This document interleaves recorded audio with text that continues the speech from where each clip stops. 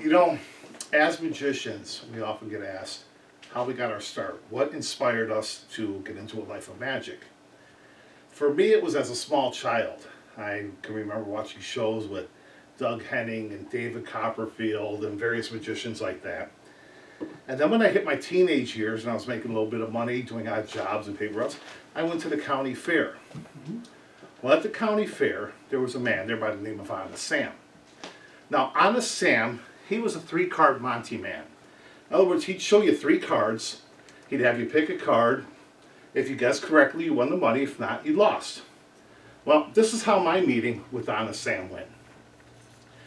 When he proudly said, "My name is Honest Sam," I should have known that this game was a scam.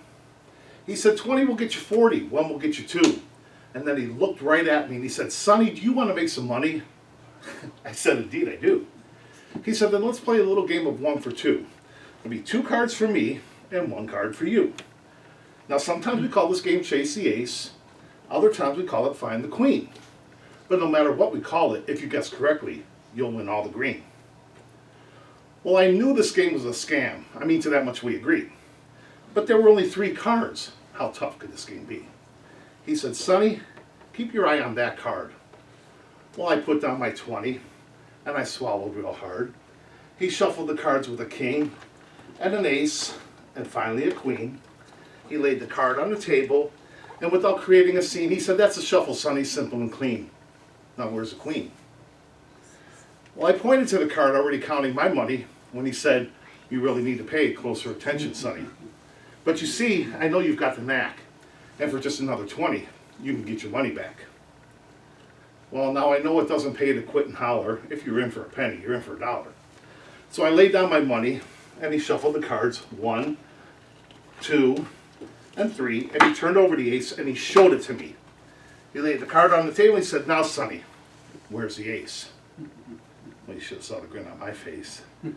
I pointed to the card on the table. I said, "You prove me wrong if you think you're able." But when he showed me the ace, it was like an Aesop fable. For it was the queen, of all things, still lying on the table. Double or nothing, that's my offer now, Sonny. If you could follow this card, you'll win back all of your money. Well, I knew his offer really rang hollow, but this time he made it just too easy to follow. He showed me the ace, and then the king, and then the queen. This is the easiest game I ever seen. He said, "Okay, Sonny, where's the ace?"